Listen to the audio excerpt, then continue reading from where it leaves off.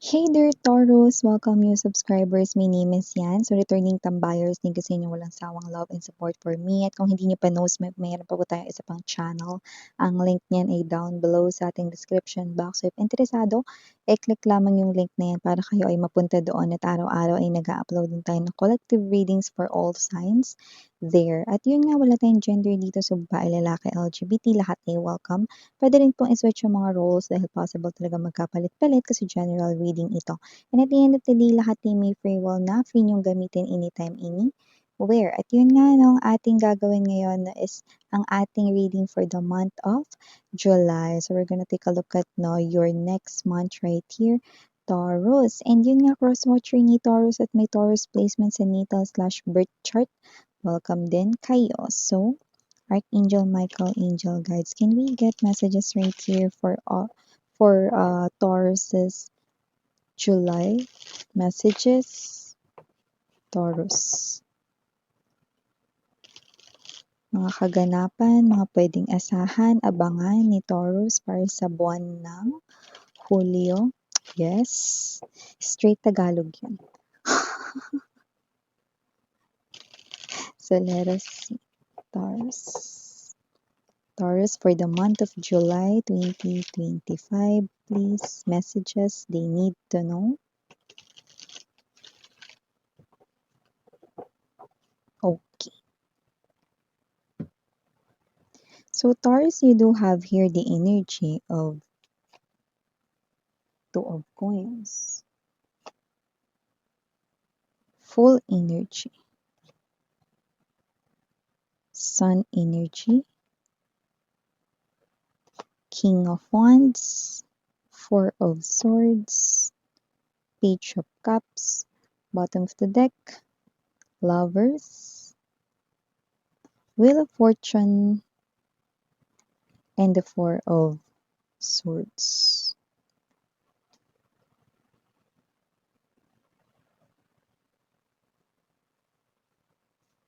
Okay, so Taurus, ang nakikita natin para sa buwan ng July dito, sweethearts, no? Possible rito, no, na parang magiging busy kayo sa work, yan, no? Pero happy kayo. Bakit? Kasi may nilulook forward kayo rito at mukhang alam ninyong parating na yan.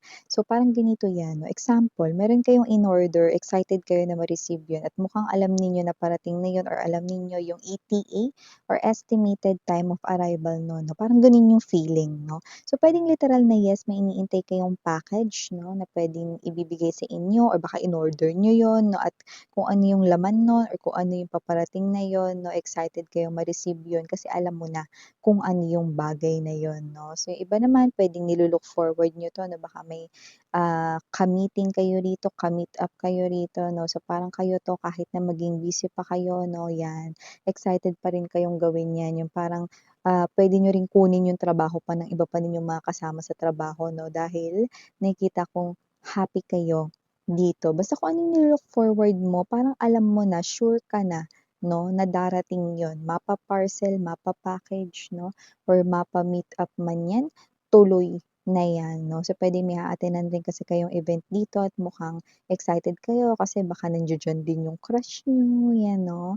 Or baka naman, no, ano man yung um, um, klase 'no, ng matatanggap ninyo 'no, parang alam mo na 'no, kung ano yung mangyayari diyan. 'Yan, parang may gano'n ka na 'no, na ini-expect 'yan 'no. Kumbaga, kung ano man yung ini-expect mo, mangyayari, 'yan. And also nakakita rin ako ng energy rito mga babes 'no, na posibleng 'yan 'no, meron ditong bagong kakilala 'no, at kung sino man 'tong energy na 'to 'no, ito ay as in bago, hindi mo pa siya nami-meet ever 'no, like hindi mo pa siya kilala. Kung sino man siya nakikita ko rito na posible rito na maka-encounter mo siya or maging katrabaho mo siya, basta anything related sa kaperahan mo, okey? With the King of Wands energy, possible na siya ay may iba pang work bukod sa kaniyang trabaho or iba pang pinagkakakitaan bukod sa kaniyang trabaho. Posible rin 'no, na magaling rin siyang makipag-communicate 'no, so puwedeng may kinalaman din dun ang kaniyang propesyon. Pero kung sino man siya mga babes, nakita ko rito 'no, na kaya niya ritong mag-multitask 'no. Isa siyang busy person pero kaya niyang mag-make time sa'yo. Kaya niyang gumawa at makapag-provide ng oras for you at hindi mo mararamdaman na busy siya 'no. Actually magtataka ka pa nga, paano niya nagagawa yun, busy siyang tao. Well, kung sino man 'tong energy na 'to 'no, meron ditong klase ng energy that with the Page of Cups.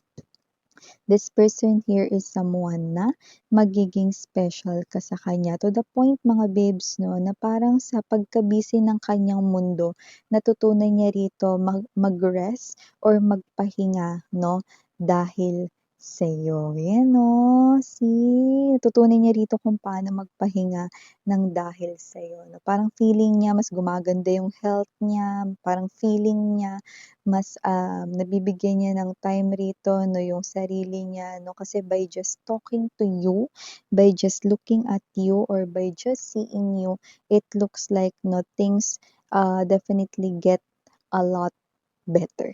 Yan, so may gano'ng klase ng energy, ang taray.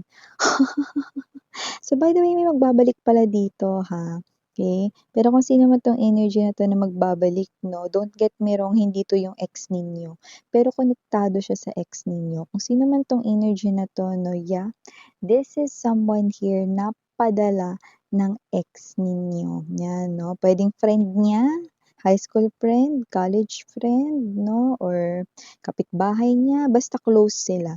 Okay, papakiusapan siya rito 'no ng iyong ex-lover 'no na lumapit sa inyo, see? Kasi kung sino man yung ex mo na yun, naduduwag siya rito 'no, kaya gagawin niya itong bridge upang makarating sa'yo ang mga mensahe niya, 'yan 'no. Pero siyempre ito ay hindi madali kasi parang sa umpisa hindi agad lalapit itong person na 'to, sasabihin na, "Uy, pinapasabi nga pala Taurus ng ex mo na ganito, ganyan." Hindi gano'n 'no, parang makikibalita pa ito na parang makikiramdam muna 'no, parang magtatanong pa sa inyo, "Ano na bang nararamdaman mo ngayon Taurus sa ex mo na si ano?" Yan, parang may mga gano'n, kumukuha ng information 'no, para makapagplano silang dalawa 'no. So, hindi naman sa nakikisawsaw itong friend ng ex mo 'no, sa inyong, connection or issue na dalawa 'no, kundi wala lang rin siyang choice.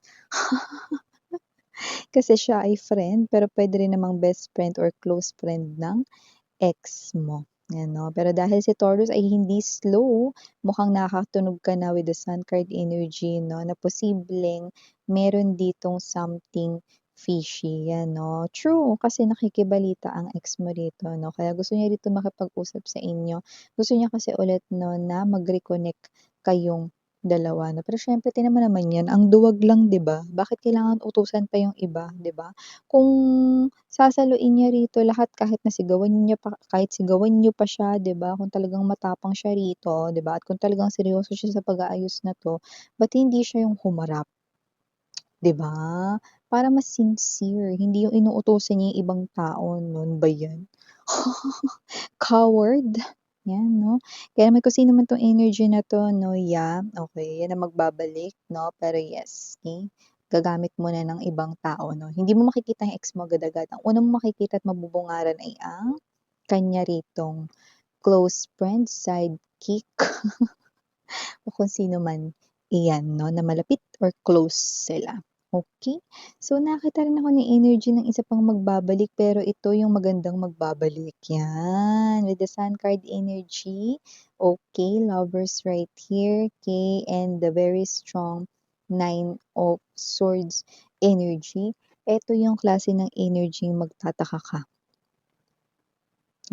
Bago ito mangyari makakapanaginip ka rito 'no, ng mga panaginip kung saan lalo na kung single ka, ta's dun sa panaginip mo puwedeng ikaw ay may asawa na or ikaw ay may ka-in relationship, may boyfriend, girlfriend 'no, may karelasyon 'no, pero single ka in this 3D world 'no, well, that is an indication 'no, na ngayong July mga babes 'no, ay ang umpisa na 'no, ng paglalakbay ng taong ito patungo sa'yo 'no, at hindi kayo nananaginip, hindi rin kayo nagpapantasya.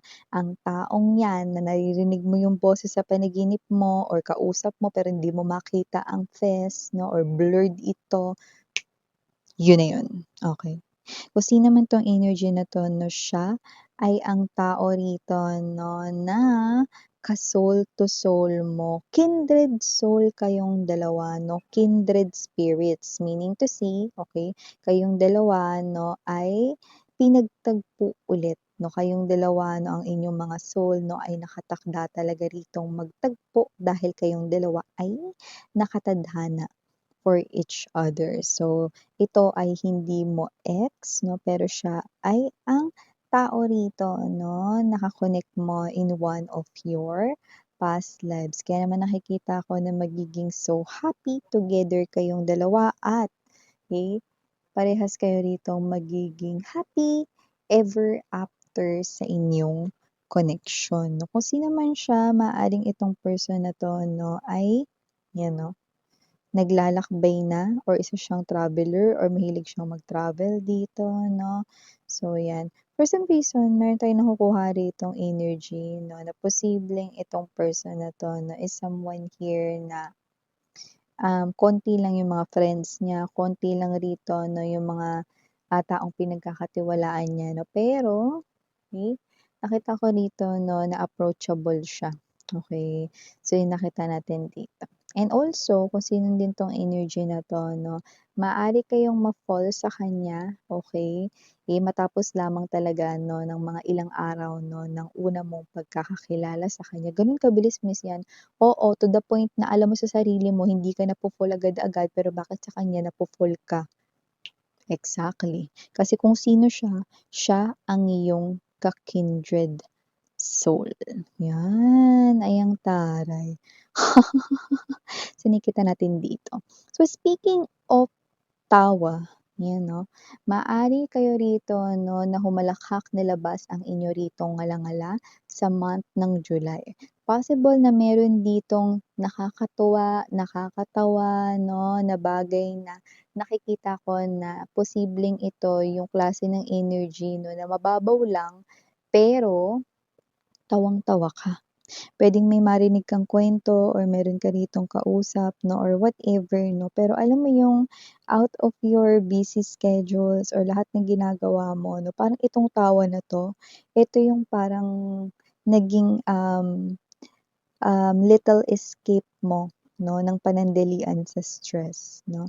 So, puwedeng meron ka ritong malaman, mabalitaan, tawang-tawa ka 'no. Puwedeng ito ay, nagkuwentuhan kayo rito ng friend mo ta's meron kayo ritong naging classmate ganito, ganyan 'no. So, puwedeng ito ay, um magbabalik 'no, ng mga nakakatawang mga days 'no. Alam naman natin kapagka nakakatawa ito lalo na 'pag para sa inyo 'no, mare-recall ninyo sa inyong imagination yung eksaktong nangyari na yun tapos parang nandudun ka ulit sa eksaktong pangyayari na yun kaya tawang-tawa ka. 'Yan 'no. Actually maganda rin 'yan kasi laughter talaga is a good medicine din, 'di ba? So nakita rin tayo ng energy dito mga babes na meron ditong nag-aalala sa inyo.